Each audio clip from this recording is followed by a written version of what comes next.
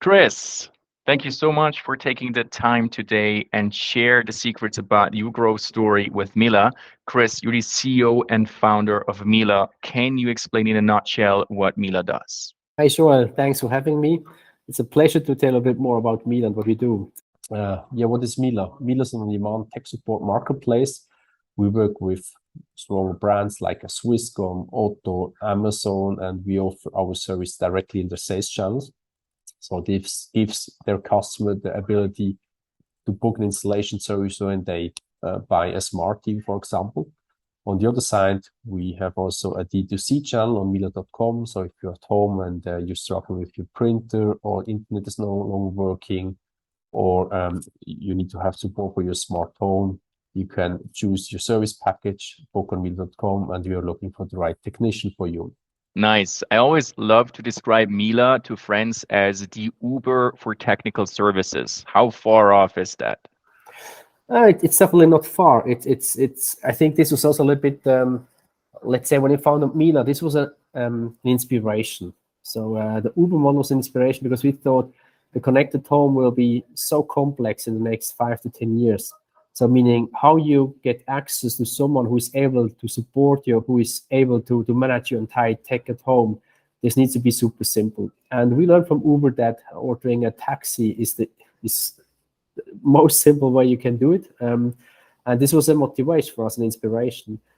Today, of course, there are some differences, but Uber still has still a big respect for my view, because we benefited a lot. Cool. Nice, nice, interesting.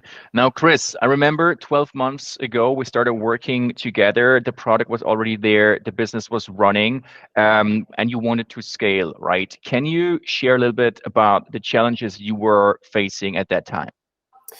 Yeah, we were a small team, and we had a lot of work, so, as always, right? So we put a lot in, but output was not as big as I wanted, to be honest. And we said, okay, we want to learn how this growth hacking culture is used and is working.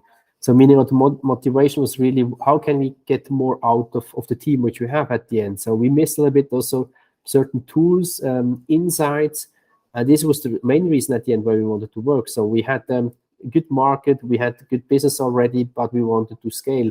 And the main motivation was how can the team which we have benefit from more insights, how our growth hacking culture uh, yeah, is working at the end. Yeah.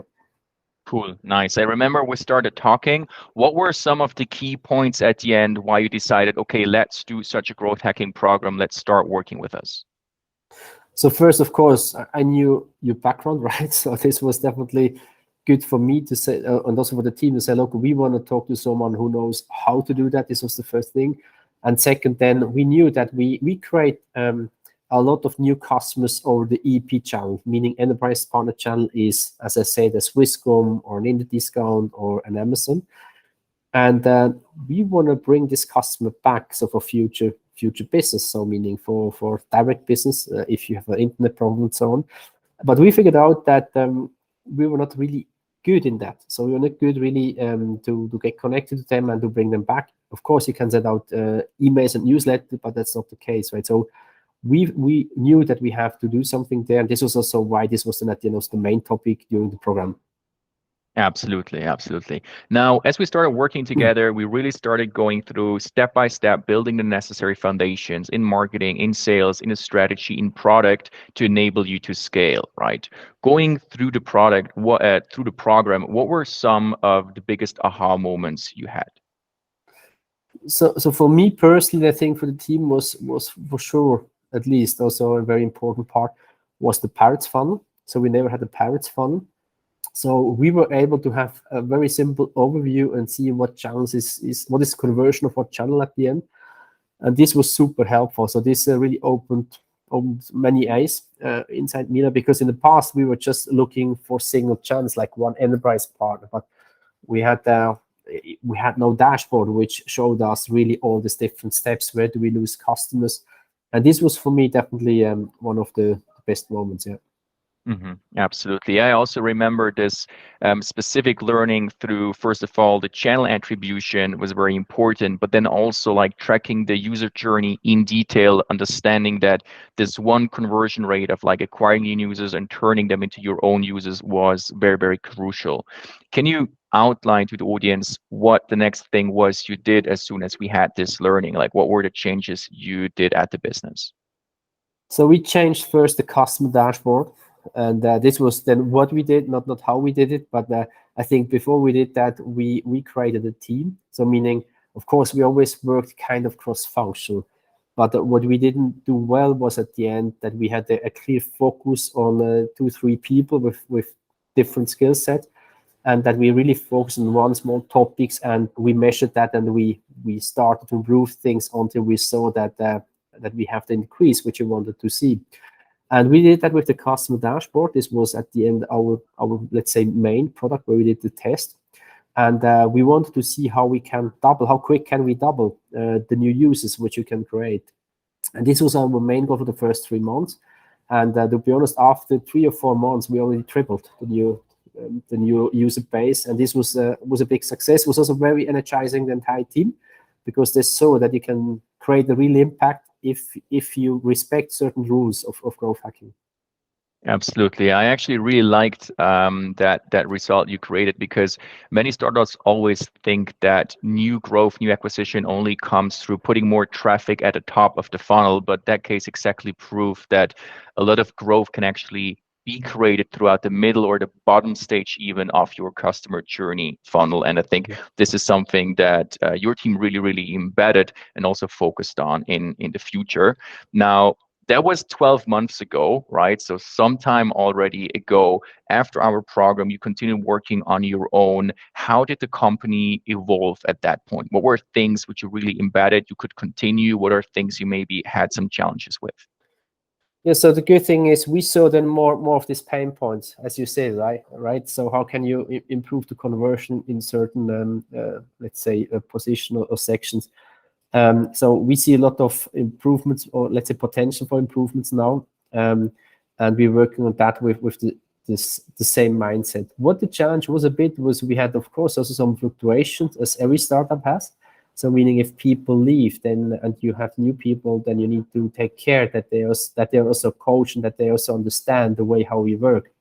And now it sounds simple, because you think, okay, if you have already people which work in this kind or in this style, that they know how to teach also the others, but that's not the case. So meaning if you are in a daily business, you have pressure, you want to move on, you want to be super fast, and you have new people, you definitely need to help them to create an attention on this topic. And I think that's also what we do. But of course, it's an ongoing topic. It never stops, right? So sometimes you do things better. And sometimes when you reflect and you see why did something not work, then sometimes you remember, okay, we did it not the way we should have to. And that's a bit the learning. But overall, I see that we kept most of that. So the team was also happy with this setup. They like to work in a kind of a growth hacking setup. But as I said, new people means also you need also to onboard them and to show them why we work in such a mode. But it's not difficult. It's just a thing which you need to take care and where you need to have an attention on. Absolutely. Yeah. So happy to hear that you managed to really like continue with this new frameworks, foundations, and tactics we built together at Mila. Now it's 12 months ago. Are there some other KPIs which you want to share how the business actually developed over that time span? Yeah, so at least new user base, this increased very well. So we had 10x over the last 12 months. So we are super Wow. happy with that. And we also see that at least what we implemented is working well. And of course, we have a lot of new ideas also to improve that again. And overall, the new business which you created also doubled in the first 7 months. So this was also great. So I would say we're good on track. We have still a lot to do, still a lot to learn. At the end, that's also what it is about. But no, it's fun. Yeah, it makes fun. Absolutely. So congratulations to that. 10x user base and double new revenue creation. That's absolutely astonishing. So very well job, and happy to hear that that really like works out greatly for you and the team to continue that. Now, if you would talk to anyone who's currently thinking about going deeper into growth hacking, changing the way they work in the company, going more into a data-driven approach, what would you recommend them? Just do it because you will benefit. That's the only thing which I can share, because at the end, of course, you need to believe in that, but to work data driven and to have the right framework, that's super, super crucial. And we know we just started. Also for us, it was not the end. So we had no first steps. We learned, and as the company is growing, we'll also invest more into this topic. So I would highly recommend to everyone to work in such a framework. And for us, to be honest, the program was super, super helpful. Cool. Thank you very much, Chris. That was super interesting, and good luck moving on. Thank, thank you, Joel, and as well, good luck for the future.